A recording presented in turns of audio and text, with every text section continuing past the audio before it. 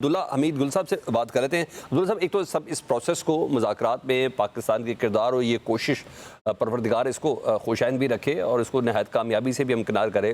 लेकिन मैं आपकी एक्सपर्टीज़ को भी बड़े अच्छे से जानता हूँ। ज़ाहिर बात है, ये तो तय है कि ये मुज़ाकरात कामयाब होंगे जैसे भी होगा। ये प्रोसेस के बाद कम अज़ कम अमरीका अब उस पोजीशन पे ज़िंदगी भर नहीं होगा जिस पोजीशन पे इससे पहले अमरीका का एक हव्वा था या हव्वा है, जो कुछ भी है, एक नेट सिक्योरिटी प्रोवाइडर की हैसियत से हो या एक नेटो का एक बहुत बड़ा गार्डियन के हवाले से हो। बहुत सी चीज़ें ऐसी हैं और जिस तरीके से ईरान ने 40-41 दिन इस जंग को कैरी किया है, उसके बाद तो खैर बहुत सी चीज़ों से निकल गई हवा। मैं अभी कम अज़ कम इस गुफ्तगू के हिस्से में उस पर बात नहीं करना चाह रहा। सर, इस तरह मिडिल ईस्ट भी वो मिडिल ईस्ट नहीं होगा, यूएई भी वो यूएई नहीं होगा और सऊदी अरब भी वैसा नहीं होगा। आप उनको कैसा देख रहे हैं इन मुज़ाकरात के बाद विद इन ईरान और विद इन खित्ते के अंदर, क्योंकि पाकिस्तान मुसलसल सबके साथ राब्ते में है। रहमान रहीम, बहुत बहुत शुक्रिया आपने मुझे मदऊ किया। देखिए, जहाँ तक ताल्लुक़ है कि यूएई कैसा हो, मेरा ख़्याल है कि कुछ ममालिक ने अपना फ़ैसला कर लिया है कि वो अमेरिका और इज़राइल के साथ खड़ा होना प्रेफर करते हैं, इंडिया के साथ प्रेफर करते हैं। वो ये भूल रहे हैं कि वो एक रिसीडिंग पावर के साथ खड़े हो रहे हैं, जिनका दुनिया के अंदर तन्हाई का भी शिकार हो रहे हैं। आप देख लें, इसराइल को गौर करें तो वो डिप्लोमेटिकली पॉलिटिकली आइसोलेटेड है। अमेरिका को देखें तो वो भी इसी तरीके से आइसोलेटेड है और भारत खुद भी आइसोलेटेड है। अगर इनके साथ आइसोलेशन के अंदर वो गए तो इन ममालिक के अंदर रिजीम चेंज होने से कोई रोक नहीं पाएगा। और साथ ही साथ हम ये भी देखते हैं कि कुछ ऐसे ममालिक मुझे महसूस हो रहे हैं जो लेटर ऑन स्टेजेस में, जहाँ प्रॉबली शायद नक्शे भी तब्दील होते नज़र आ जाएं। खुदा न खास्ता, मैं दुआ नहीं करता ये, लेकिन नज़र ऐसा आ रहा है। क्योंकि देखिए, जब आप एक ज़ालिम के साथ खड़े होते हैं फॉर अ लॉन्गर टाइम, और उसमें कुछ ऐसे खलीजी ममालिक भी हैं, मैं नाम लिए बगैर, आप जानते हैं, सारे हमारे हज़रात गिरामी भी जानते हैं कि एक ने तो ये कहा कि मुझे फ़ख्र है कि मेरे पास मोसाद का सबसे बड़ा हेडक्वार्टर मौजूद है। तो अगर मोसाद का हेडक्वार्टर होने पे फ़ख्र हासिल है तो फिर तो अल्लाह ही रहम फरमाए। बहरहाल हमने बहुत कुछ देखा, लेकिन एवेंचुअली ये है कि पाकिस्तान अब जब वंस यहाँ जंग का एक माहौल ख़त्म होता है इंशाल्लाह, तो फिर पाकिस्तान इन बेहतर सिचुएशन बना सकता है और इनको हो सकता है कि सेंट्स में प्रिवेल और उसके अंदर इंशाल्लाह ताला बेहतरी होगी। लेकिन बहरहाल सऊदी अरब और कतर ने तो अपना वाज़े तवाज़ुन बता दिया। ड्यूरिंग द वॉर उन्होंने अदम एतमाद कर दिया अमेरिकन डिफेंस मैकेनिज़्म के ऊपर और उन्होंने यूक्रेन के साथ जाके मुआहदा कर लिया। देखें, यूक्रेन के साथ एरियल डिफेंस सिस्टम का मुआहदा यही वो चीज़ बनी जिसके ऊपर डोनाल्ड ट्रंप झुंझला उठे और कहा, मतलब वाहियात किस्म की गुफ्तगू की शहज़ादा सलमान के लिए। और उसके बाद फिर इवेंचुअली ये हुआ कि डोनाल्ड ट्रंप साहब ने ये तक कह दिया कि उनको मेरे से बात करनी पड़ेगी। दिस मीन्स दैट वो उनसे बात नहीं कर रहे थे।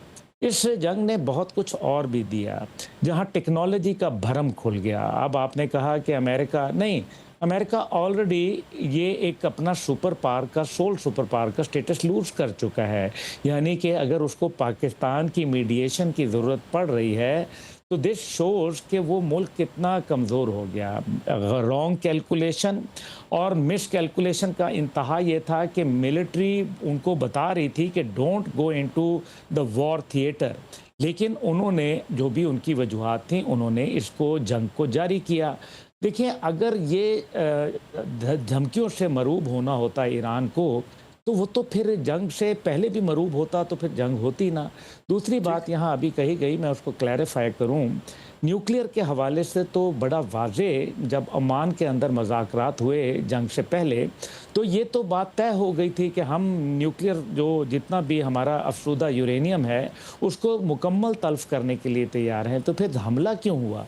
दिस मीन्स के मोटिव्स कुछ और थे, there were heinous motives behind, और वो मोटिव्स आज भी मौजूद हैं। लेकिन वॉर थिएटर ने ये साबित कर दिया कि ईरान की सुप्रीमेसी है। और इससे पहले भी बाबल मंदब के अंदर आपको याद है कि कामिकाज़ी ड्रोन्स जो थे ईरान के बने हुए हुतियों के हाथों, वो 3 यूएसएस बल्कि 4 यूएसएस वेसल्स को उन्होंने नुकसान पहुंचाया था।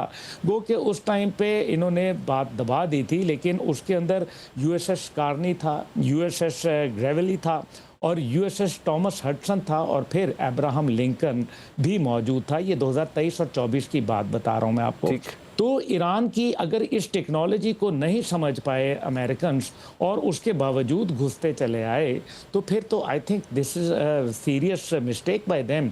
सो nobody is going to pay for their mistakes. उन्होंने मिस्टेक की है। अब्दुल्ला साहब, मैं और they have to reap the एक नई चीज़ सामने आई। डोनाल्ड ट्रंप साहब के ट्वीट तो बहुत ज़्यादा आ रहे हैं, वो ईरान के साथ मुज़ाकरात के हवाले से बहुत पुरुमीद भी हैं, और मैंने इब्तिदा में ही कहा कि वो एक सर्टन जल्दी में भी हैं, और उतना ही बुर्दबारी का मुजाहरा ईरान भी कर रहा है। अभी ट्वीट करके वो कह रहे हैं वर्ल्ड्स मोस्ट पावरफुल रीसेट, यानी मैं सारी पोजीशन दुनिया की सबसे ताकतवर रीसेट होने जा रहा है, व्हाट ही सेड। तो प्रोपेगेंडास को लेके बिन सलमान से मुतालिक जो उन्होंने कहा वो तो सब अपनी जगह पर है, लेकिन ट्रंप भी एक एग्रेसिव पोजीशन को उन्होंने छोड़ा हुआ नहीं है अभी तक, ऐसा ही है। सही कह रहे हैं वो। Reset means that they are over. उनको अपना समझ आ गया है कि देखें उनकी मिलिट्री के अंदर कू हो गया है एक किस्म का। भाई 13 जर्नैल आर्मी चीफ को आप वॉर टाइम के अंदर निकाल दें। आप मुझे बताएं, ये अब बातें दबती तो नहीं है ना।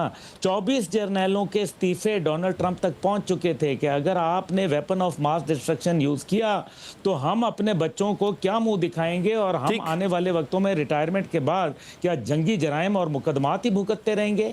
देखें अमेरिकन जो भी दुनिया की मुल्क होता है उसकी आर्मी के ऊपर उसकी आवाम का इन्फ्लुएंस हुआ करता है, और आवाम का इन्फ्लुएंस यह है कि 80 लाख लोग सड़कों पर 50 रियासतों में बाहर निकले हुए हैं, 3200 शहरों के अंदर।